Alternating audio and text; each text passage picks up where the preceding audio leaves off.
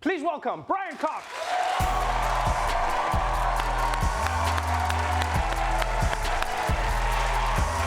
Welcome. That was great. Welcome.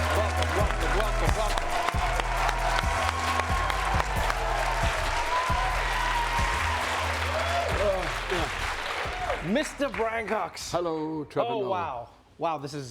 These are tough interviews for me because whenever you speak to somebody who you've admired for so long, you have to try and gather all your thoughts. I have to breathe a little bit. You are easily one of my favorite actors in all of like my favorite movies. You're like the best bad guy, and in real life you're such a good guy, which makes me go like you're even a better actor. And you say I'm rambling now. I'm just welcome to the show. Welcome to the show. Good to have you. It's very Welcome nice to the show. Be here. Very nice to be here. No, I was just watching that clip, and it was very depressing. Because that's not me. And that's why I never watch the show. Oh, really? Oh, no, I never watch it. Because I can't bear this. I can't bear that guy. Well, actually, that's not true. I quite like him. But there's an aspect of him that I go, why can't he just be a little nicer at times? I think that's why the show is watched the way it is. I remember when Succession started. The thing that everybody said to me, all my friends said was, have you watched Succession? I said, no, I haven't. They said, you should watch it. I said, okay, I'm going to watch it. And then they said, you're going to hate everybody, but you won't be able to stop watching. And then when you watch the show, you start to realize why. Like, your character is one of the most gripping characters. He's an asshole, but at the same time, we want you to win sometimes, but you shouldn't want to win. Yeah. And you are the complete opposite of this character. And I think that's why it works. You bring out something, it's like an empathy maybe in the character. Yeah, I mean, I have a lot of sympathy with him. I mean, both he and I are disappointed in the human experiment. Oh, wow. We think that humans have really screwed the whole thing up, quite frankly. And it's getting worse on a daily basis. It is. You can applaud as much as you like. It is getting bad. But it is. And we've never been in such a bad time as we are at the moment, what with the Ukraine and the fact that we've had this ridiculous pink Pinocchio that's been the president here. And then we've got this clown from Eton who's now finally trying to, I don't know what he's doing, that lying Pratt from London. And it's just really bad. So both Logan and I, we have a chat occasionally, and we've decided that the human experiment is in a pretty bad place. But you have different ways of responding to it, you've always been somebody who is fighting for the working class. Yeah. You're the complete opposite of your character. A lot of people don't know how you grew up. I'm an optimist. I mean, that's the other thing. I mean, Logan isn't an optimist, he's a pessimist. And I do believe that human beings can get better, but they've got to do a lot of work. They've got to work for it. Were you always an optimist even as a child? Because I've read about your childhood, and you really lived a rough childhood. You really did. Yeah. Well, it was rough, but a lot of the time I didn't notice because I was just getting on with it. Interesting. You just have to get on with it. You're dealt a hand of cards, and you go, oh, this is the hand I've got. I see. What am I going to do with this hand? And you do it as best you can. And there's no good moaning about it. And, the things that happened to me, were pretty not nice. But at the same time, it's also made me who I am. So in a way, you have to be grateful for that which is ungrateful. Yes, that makes sense. Yeah, some of what has happened to you is the reason you are the way you are today. Exactly, and I feel blessed. I feel blessed really with my career and with the work I've been able to do over the years. So I don't have any regrets at all. I mean, my parents were wonderful people. They died far too early in my life.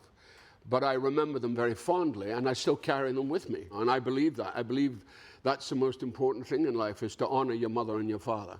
Because they're the only proof you've got. There's nothing else. It's all made up all around you. But the reality is, there was mum, there was dad, they did the business, and you came out. That's beautiful. I love that. It's interesting how, I've noticed this about you, and there are a few other actors, out of the UK where you approach what you do very much in like a working way. You know, it's really interesting. You know, for many American actors, oftentimes it can be like the celebrity and this and that. But with you, you have like a very much like I go to work, I do the thing, and then I go home, and you know. Yeah, and it's also to do with our training. You know, we have really great training back home, and it's classical training, so, and it goes a long way back right to Shakespeare and beyond, you know. I see. You know, so in a way that training helps you. It helps you enormously in dealing with the realities of life, because it is work, it is just doing it and doing it and doing it and doing it and doing it, you know. And you don't, I mean, sometimes a lot of American actors, they kind of treat it like a religious experience. You know, it's so hard what I'm doing. And you know, I'm gonna have to remove these teeth. I'm gonna play this role. I gotta have these teeth taken out, and it's gonna be so difficult. And you go, pretend. Just pretend. I feel like all of that is the culmination of who you are as a human being. You know, it's a young boy who grew up in a world where, you know, he lost his parents and then got into an industry that really turned into a fantastic career, and you've become, you know, such a reputable figure in it. And then on top of that, you've now used that platform to talk about the issues that are still close to your heart. For instance, you've got this documentary that you've been making about income inequality. Money. And money, you know, religion, all religions are kind of like cul-de-sacs in a way. Money isn't, because money is what really separates people. And those who have it, and those who don't, really don't.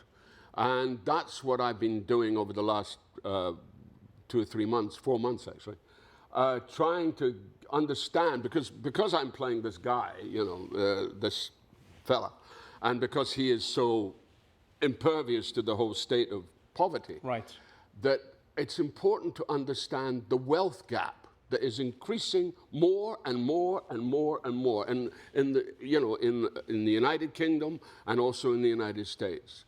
I spent some time in Miami, and that was an experience and a half, because there is it really was an experience and a half, because there is a lot of rich people in Miami, but equally there are a lot of poor people. Poor people, immigrant people, you know, who clean the rich people's toilets, who do everything, you know, all the menial tasks, and they are treated quite cruelly. You know, a lot of them have, you know, like they're building these whole high-rises in certain parts of Miami, and, you know, people are literally being put out of their homes. You know, they're given 6 weeks to leave their homes. And these are people who've got kids in school, who has been very hard for them to get their children to school, to do certain things. And suddenly, because they're building these high-rises, 50% of them are empty, you know. But it's just greed. It's sheer greed and nothing else. And my most moving thing was I was back in my hometown of Dundee in Scotland, and on that, I met this man who, he came in, I was working in what they call the larder kitchen, where people are poor, but they want to give the dignity of still being able to pay for what they get. So I was interviewing him, I said, so this is for your family? And he said, oh, no, this is not for a family. He said, I come here on behalf of these people, older people who live in high-rises who can't get out. I said, so what is this you're wearing here? He said, oh, I'm blind. That's amazing. I said, what do you mean? He said, no, I'm blind. I mean, I can see that much, he said, but I'm officially blind. But there's nobody else doing it. So I felt I should do it. And you go, this man's a hero. And that's the thing that's great about human beings.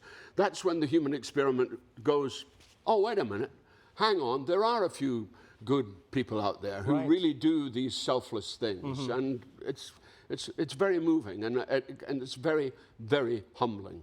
It's humbling, it's amazing, and I'm so excited to watch it, because I think you're one of the best storytellers, because you're so engaged and you believe in it. Thank you so much for joining me on the show. Thank you so much. Having you on. Thank you so much. Thank you. All 3 seasons of Succession are available to stream on HBO Max. The documentary will be coming out on Paramount+.